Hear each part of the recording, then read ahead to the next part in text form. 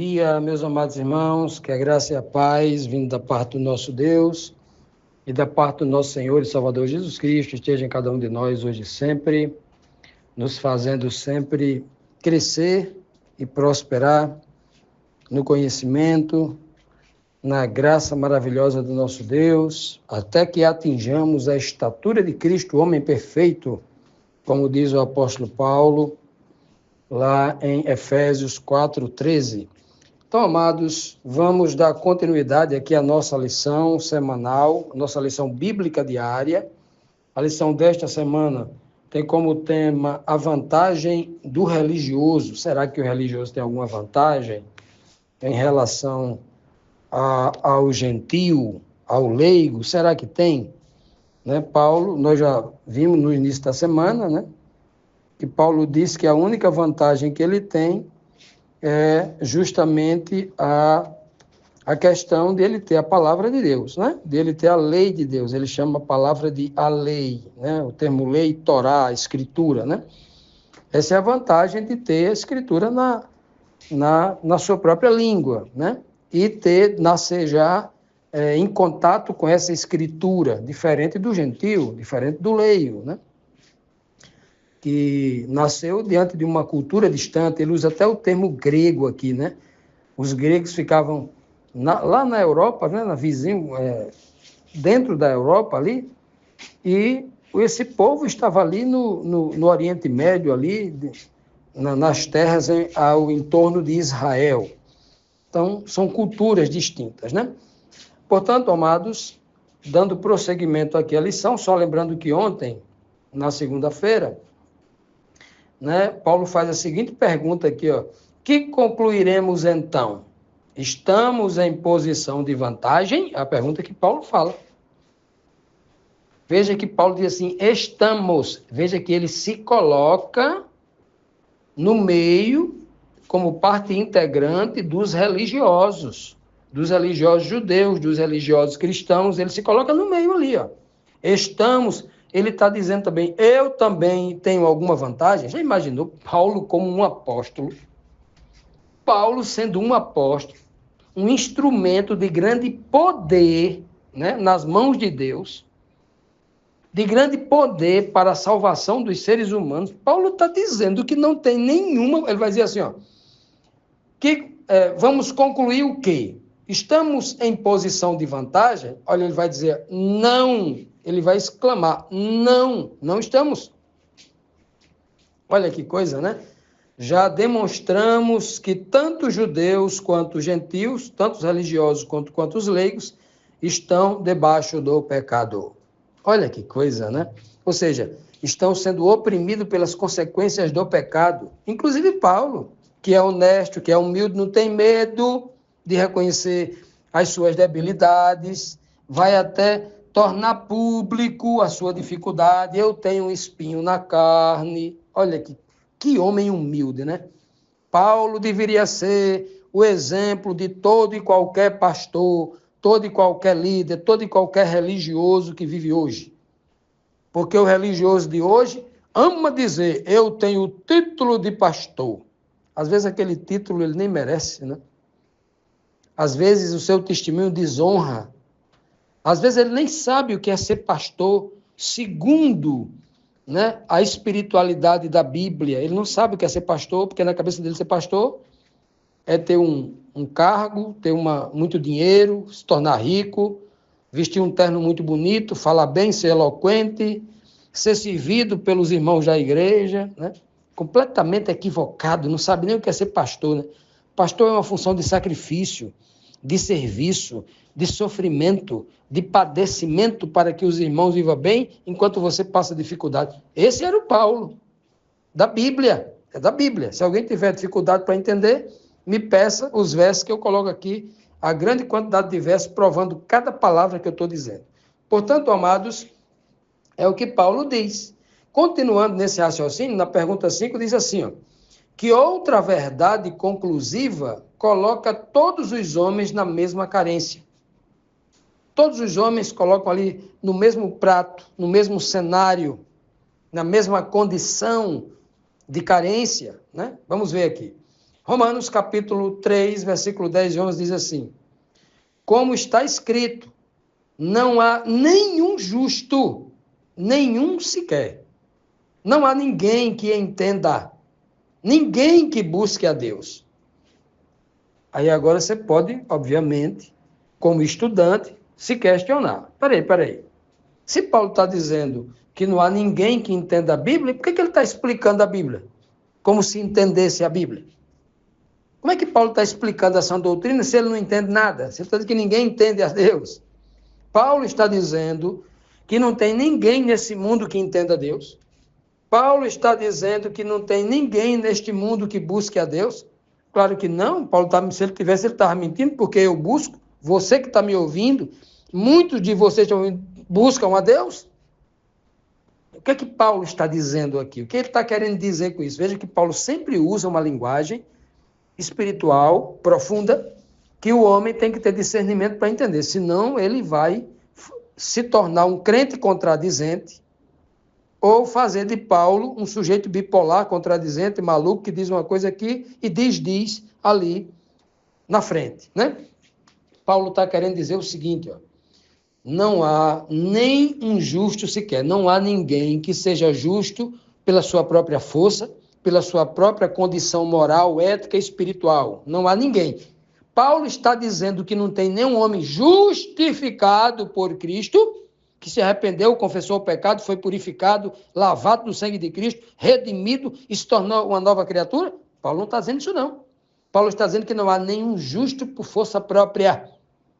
Ninguém que pode dizer assim, eu sou o cara, né? Paulo está falando justamente contra isso. Porque no judaísmo religioso, né? O Caifás, o sumo sacerdote que condenou Cristo, bateu no peito lá e rasgou as vestes, né? Conjuro-te, né? É aquele povo orgulhoso, né? Paulo está falando contra esse espírito. Quando ele diz, não há ninguém que entenda, Paulo está dizendo, não há ninguém que entenda por si só. Não tem nenhum homem neste mundo com QI, com quociente de inteligência 101. Passou do nível, né? Dizem que o homem mais inteligente do mundo, a sua massa cinzenta é 3%, porque ele usa 3% do cérebro. Se você usar 50% do cérebro da massa cinzenta, ainda não conseguiria entender. Porque Paulo está falando aqui que o homem mais inteligente do mundo, e Paulo era esse homem muito inteligente, acima da média, à frente do seu tempo, mas Paulo vai dizer aqui o seguinte, olha, o que ele quer dizer é o seguinte, que você só entende as coisas espirituais de Deus pelo Espírito de Deus, logo não é por você. Por isso que nenhum homem entende Deus sozinho. Se não tiver o auxílio do Espírito de Deus na sua mente, ele não entende. Não é pela inteligência do homem que você discerne as profundidades da sabedoria da palavra de Deus. Somente pelo Espírito de Deus. É isso que Paulo está dizendo aqui. Ele vai continuar dizendo, não há ninguém que busque a Deus. Ora, se Paulo mesmo buscava a Deus o tempo todo, ele está dizendo assim, não há ninguém que busque pela sua própria força, porque a sua carne está sempre inclinando você para se distanciar de Deus. Então, Paulo está dizendo assim, não venha nenhum religiosozinho querer dizer para mim que eu sou o cara, que eu sou o mais consagrado, que eu já li a Bíblia não sei quantas vezes de joelho, que eu jejum não sei quantas vezes por semana, que eu isso...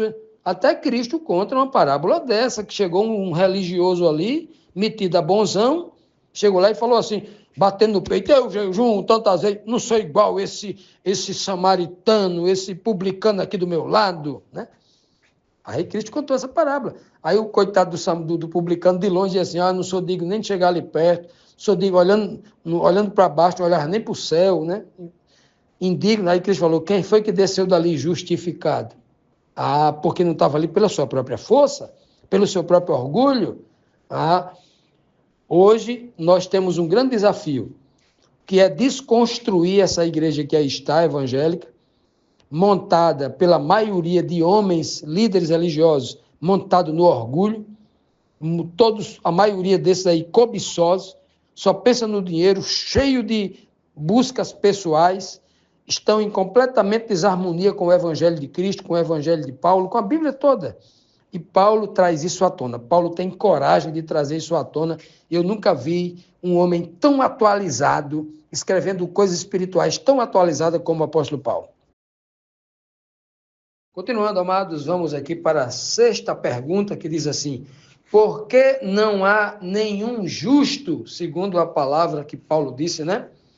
Não há ninguém que faça o bem, não há, né? Não há nenhum justo, nenhum sequer, né?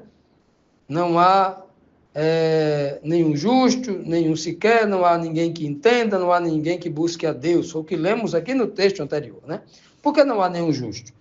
Então, ele vai dizer aqui, agora em Romanos 3, versículo 12, o verso seguinte, ele vai dizer assim, ó, todos se desviaram, todos os seres humanos se desviaram, tornaram-se juntamente inúteis. Não há ninguém que faça o bem, não há nenhum sequer que faça o bem ou que seja útil. É o que Paulo está dizendo. Já imaginou a coragem desse homem em dizer isso? Se Paulo pregasse isso nas igrejas de hoje, você não precisava nem ser na igreja, basta se Paulo falar isso num grupo de WhatsApp. Ia surgir 2 ou 3 crentes orgulhosos que ia dizer logo assim, não, eu conheço uma igreja, eu conheço um pastor que fez isso, foi isso, acolá, e tal, né? Começava, né? Não querendo entender a linguagem onde Paulo generaliza no sentido espiritual de conscientizar o ser humano da sua debilidade, da sua pequenez, da sua real necessidade de Deus, da sua carência absoluta por perdão, por justificação, por redenção, por salvação, né? O pobre do homem, ele não consegue dar um passo sem Deus. O homem, ele é tão frágil que até para comer, ele precisa de Deus. Ele é tão frágil que um ser invisível a olho nu, um vírus, pode matá-lo. É tão frágil. Olha, o Senhor demonstrou isso já há muitos anos, né? 700 anos antes de Cristo. Muito tempo antes de Cristo, ele já falou 400 anos, 450, 500 anos também. Por exemplo, 400 anos antes de Cristo, aproximadamente, o profeta Jonas, que teve a missão de anunciar o arrependimento, o perdão condicional à cidade de Nínive, tinham que se arrepender para não serem destruídos. E aí o Senhor, né, Jonas, dá o aviso, vai para cima de um monte e espera cair fogo do céu para Nínive ser destruída, né? Aí o Jonas senta debaixo ali naquele sol quente ali do Oriente Médio, né? Senta-se, Nínive fica naquela região da Síria ali, próximo ali a Mossul, aquela região ali da Síria, né? E aí ele sentou ali debaixo de uma aboboreira, né? Uma folha tal. Aí o Senhor mandou um vermezinho na planta aboboreira, que a aboboreira secou, matou na hora, um germezinho. O Senhor diz assim para mim e para você, né? Olha, você é tão pequeno que você depende de tudo para mim. Se você sair de casa de manhã para o trabalho, que você faz aquilo todo dia, que não há nenhum perigo, você conhece todo mundo, você precisa de mim. Se não for a minha mão poderosa para estar cuidando de você, você não está em segurança, a sua vida está em risco o tempo todo, você não enxerga isso, né? Inclusive, na boca do profeta messiânico, ele deixa bem claro, povozinho, bem pequenininho, remanescentezinho, povozinho de Israel, vermezinho de Jacó. Vermezinho, vocês são como um verme. Verme no sentido microscópico, viu? Não é no sentido pejorativo que Deus chama o seu povo de verme, não. No sentido de ser microscópico, pequenininho, pequeno demais, que carece de ajuda, muito frágil, como um bebezinho pequeno, frágil. É isso que ele está falando ali. Então, meus amados, veja que beleza esse texto, quando Paulo diz assim, ó, nós somos inúteis. Nem a obra de Deus mais básica a gente consegue fazer. A gente só faz a obra de Deus com excelência, com grande poder, não é porque nós sabemos fazer, não. Esse mérito, esta glória, essa honra, esse poder tem que ser dado a Deus, porque é o Espírito dele em nós que nos capacita com dons para que a gente possa fazer a obra com excelência. Tem muitos homens no mundo que fazem a obra com excelência, principalmente no mundo antigo, foram batizados ali, lá no Pentecoste, com o batismo e o selamento do Espírito Santo, né? 50 dias após a ressurreição de Cristo, principalmente naquela época, né? Hoje tem pessoas que fazem com excelência? Com certeza deve ter pessoas que fazem a obra de Deus com excelência, mas isso não é mérito delas, que é o que Paulo está dizendo aqui. Isso não vem da inteligência dessas pessoas, em hipótese alguma. Toda honra, toda glória tem que ser dada somente a Deus através de Cristo, a Deus e a Cristo. É o que a Bíblia ensina. Porque nenhuma glória, nenhum mérito deve ser dado ao homem. E se você conhece algum homem que diz assim, ei, me respeite, eu sou pastor. Ei, eu sei mais do que você, porque eu sou pastor. Esse pobre coitado, ele não passa, né, de um ignorante. Nunca conheceu a Cristo. Não tem noção do verdadeiro evangelho de Cristo ainda. Precisa ser tocado pelo Espírito de Cristo, receber o Espírito de humildade de Cristo, para entender que ele é tão carente. Ora, se Paulo, sendo apóstolo, se apresentava aqui deste jeito, Paulo se colocando na posição, Paulo era tão humilde que disse assim, eu sou o principal entre os pecadores. Dos pecadores eu sou o principal, eu sou o maior, o mais carente. É assim que o verdadeiro homem de Deus se apresenta. Se você vê aí qualquer pessoazinha dessa, né, tentando se apresentar com essa arrogância, com esse pensamento aí, desconfie logo, viu? Reprove. Reprove porque você está com base bíblica para isso. E a Bíblia é o poder de Deus. A igreja não é o poder de Deus. A Bíblia é a palavra de Deus, é o poder de Deus. A instituição religiosa não é. Um pastor, líder de igreja, não é. A palavra é. Ela está acima de tudo. É pela palavra, ela vem primeiro que tudo, a palavra. É pela palavra que todas as coisas são criadas. Ela vem antes da igreja. A palavra vem antes da igreja. Coloque isso na mente.